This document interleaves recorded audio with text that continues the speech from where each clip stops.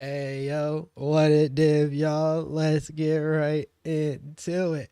So today I wanted to take a time to expand upon a previous video of mine where I talked about the different Sanctum runners in the game and my thoughts on them, and not all of them, obviously, because there are far too many builds that are very viable and or popular for Sanctum running, and I only was really willing to fit a couple in without having to make that video like an hour and 30 minutes long, quite frankly. That's why if you're wondering why there were no bow builds explicitly mentioned in the front part of the video, it's because they've actually fallen out of favor for Sanctum compared to like Affliction League, for example. The nerfs of Tornado Shot just kind of took them down. Or if you're thinking like, what about the Locust Mine Power Siphon characters?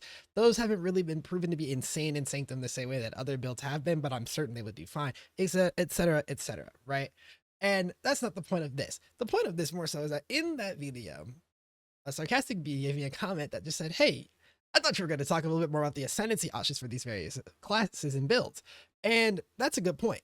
I didn't really highlight too much on it, besides if you like listen towards the end, that I did mention that a part of what I like about Penance or Hexblast is the amount of ascendancies that they're very functional on, like very high functioning on, very capable of reaching their ceiling in different ways through different ascendancies. And I wanted to take this video to expand on that concept because I think it's a very good learning moment for all of us, me included, quite frankly, because this is just me learning how to better explain my philosophy around this, how we take a skill from ascendancy to ascendancy.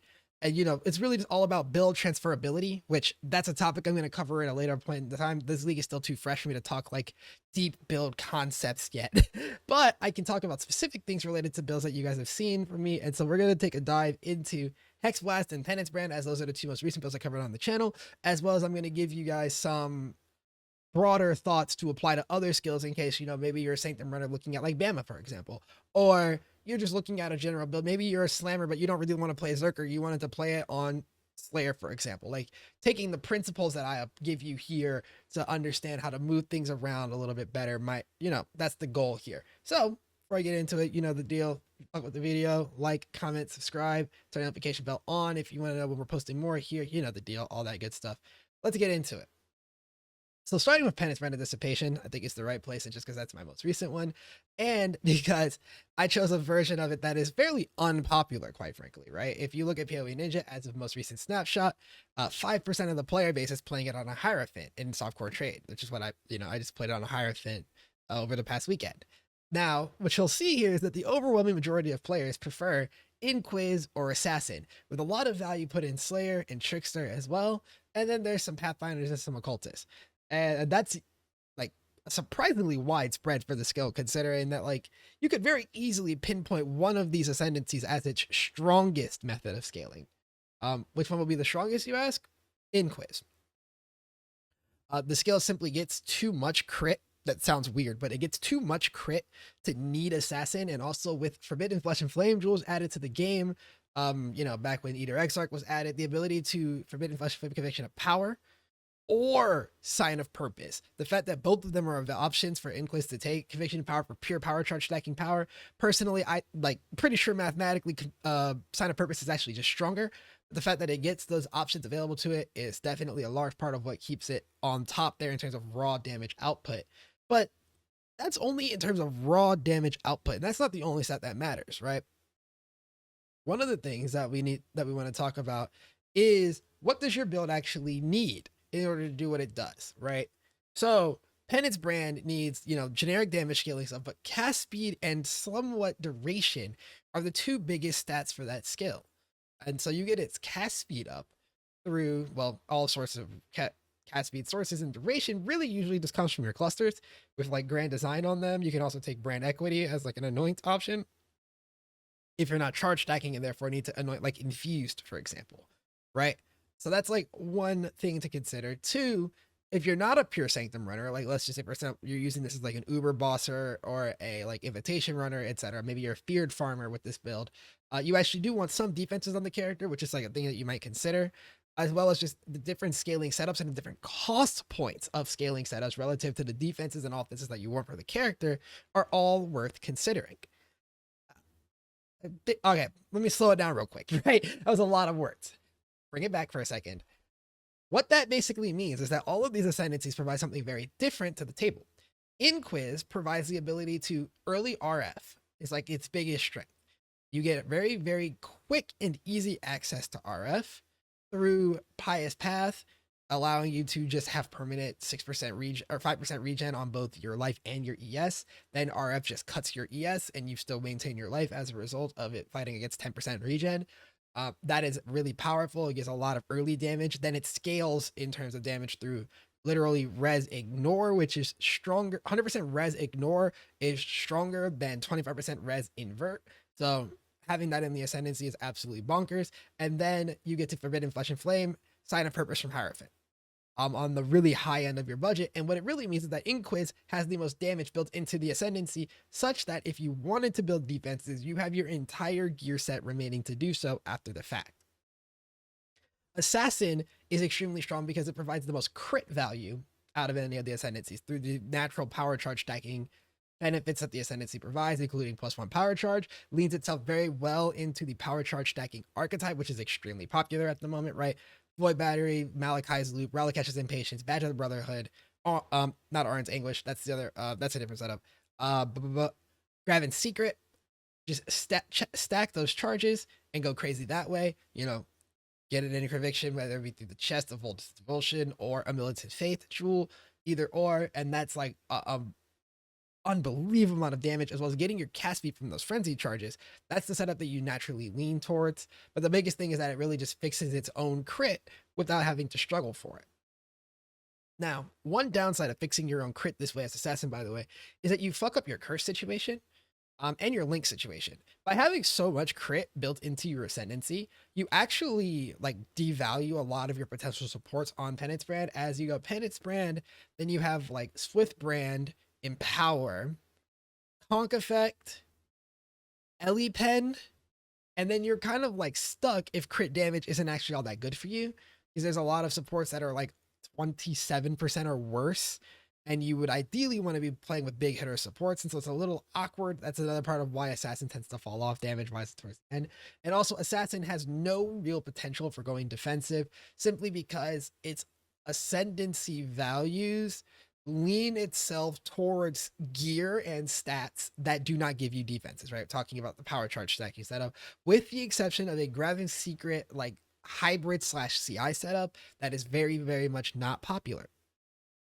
Slayer is another charge stacker. This one's actually a lot more defensive than Assassin, also a lot higher budget, but it's the interaction of Badge of the Brotherhood plus Masterful Form, giving you 11 charges of each.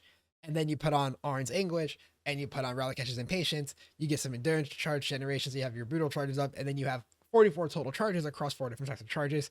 And that's the general strength. The downside being that you can't really start this version because you need a bunch of uniques to make it happen, as well as the tree positioning is fucking horrible, right? Trickster is just Assassin but tankier, and you can get away with that because Penance Brand is just that strong of a skill. It could also be you played a Hexblaster and you wanted to pivot it into Penance Brand to make your life comfier. You don't actually have very much charge generation in your Ascendancy or very much damage in your Ascendancy, and that's kind of like the one like L moment for me with the Ascendancy. But you get a lot of power otherwise just from the skill being good, and I think you just go Trickster if you want more defenses on your character. Hierophant, I covered a little bit in the previous video, but I'll mention it again here. I play Hierophant because of Sign of Purpose. It is about abusing the backloaded strength of the skill combined with Sign of Purpose, combined with punishment, in order to brute force early game Sanctums. As I got into that mid game, or the gear that I had at the end there, the character would have been infinitely better if it was an Inquis or an Assassin, at least in terms of straight Sanctum performance. Except the cast speed from Hierophant is really nice, and I need to like not sleep on that part. Being able to scale Arcane Surge effect and get like 20% cast speed on my Arcane Surge, as well as roughly 36 to 40% spell damage out of Arcane Surge, that actually did prove to be very useful. It also let me actually play on mana for a lot longer than I should have been able to. There are benefits there, but it's not the strongest top end option, not when there are Forbidden Flesh and Flame jewels to allow Inquis to steal the reason for this Ascendancy existing. I've got a gripe with that, but that's for a different video. So those are the 5 major variants of the build. Occultist is just another charge stacker, and Pathfinder tends to be poison, which I'm not going to really cover that in detail. I've already talked about charge stacking a lot.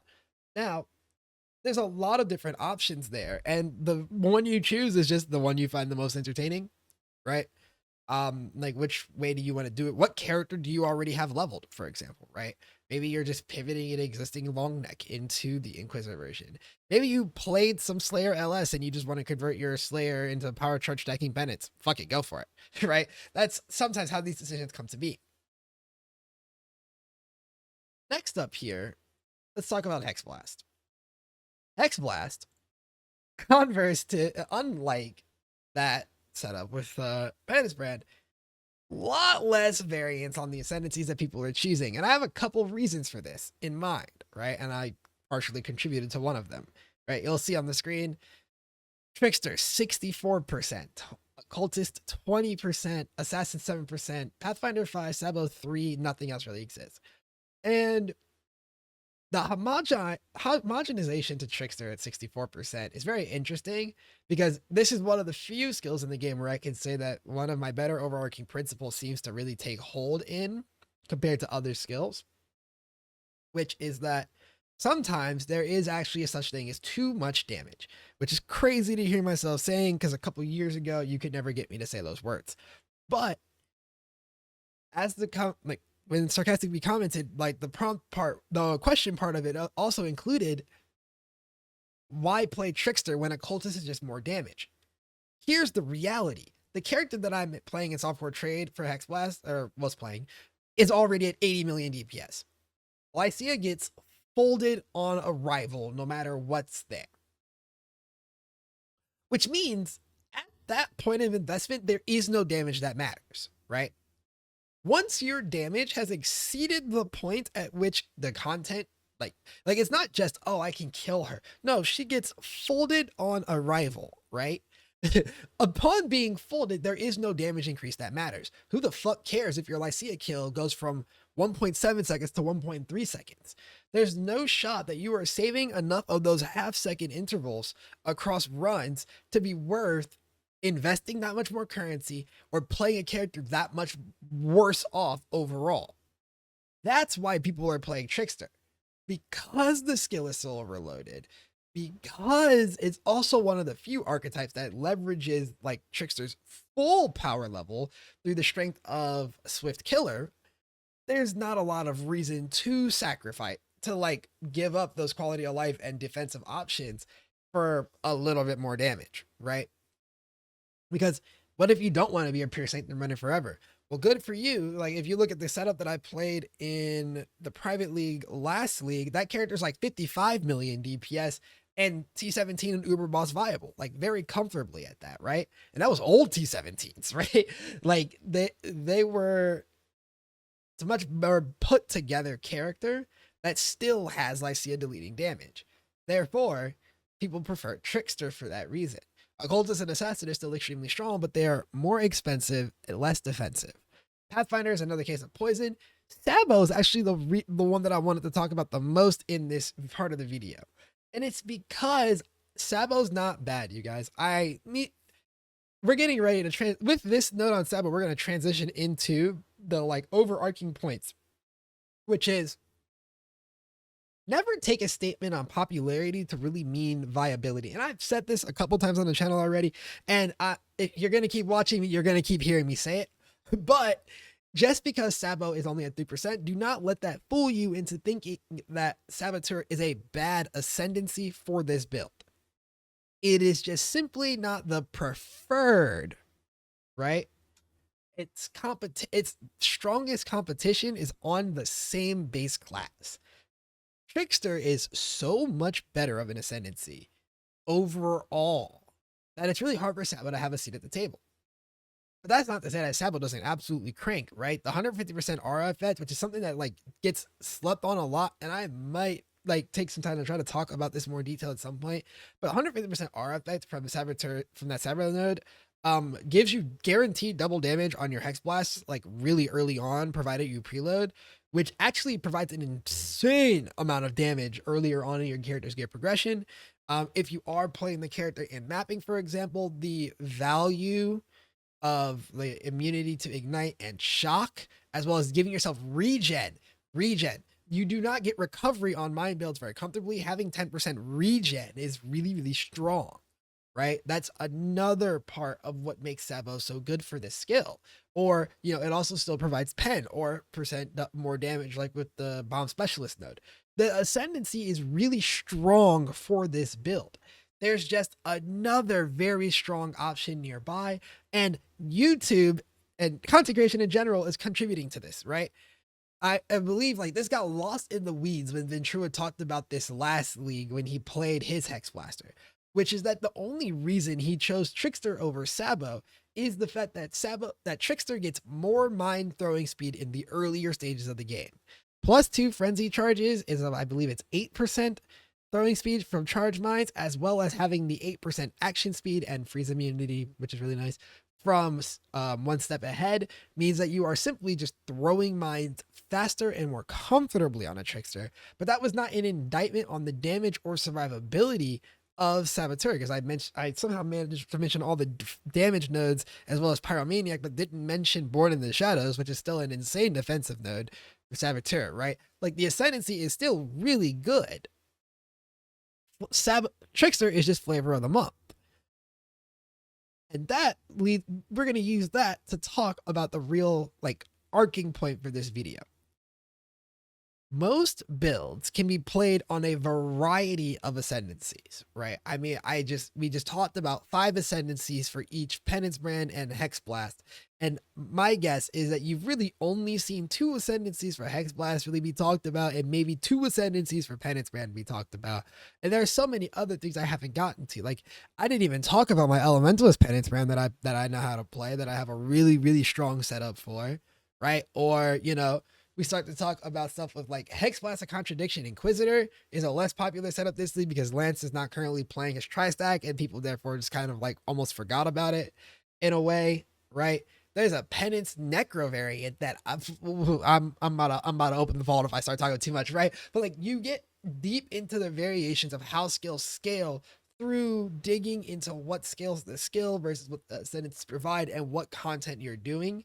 And so you get to make all of these various decisions, right? Whatever you want to do, you get to make those decisions how you want to. Even with the Ignite Infernal build that I played on League Star, Elementalist and Chieftain were both viable options. And according to PoE Ninja, Ignite Infernal Blow was not a viable option, but the skill still did incredibly well, and it came out like way beyond my expectations. You get to do so much when you actually understand how your skill scales and what you need to do to scale it for the content you want to do. That's the match. That's the goal. I will probably find time to talk about this in more detail at some point, because I think I'm starting to notice the like trend here, and it's worth noting. If I'm noticing the wrong trend that I'm about to state here, let me fucking know. But the thing that I'm starting to notice is that people who watch my videos want to learn about build making at depth.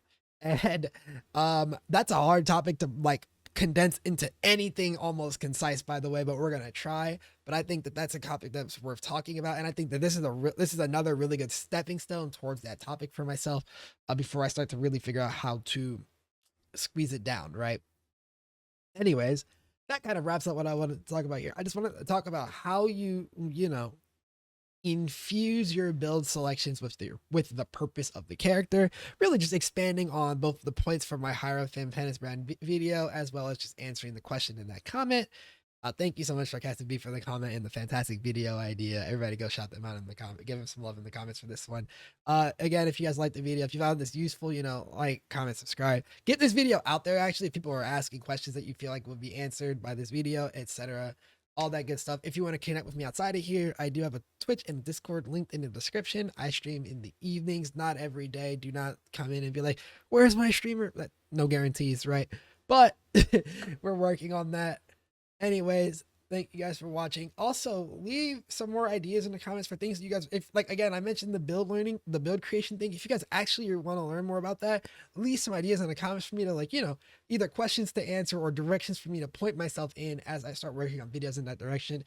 Otherwise, I gotta go because I'm hungry as fuck. Thank you guys for watching. I'll see you guys in the next one. Peace.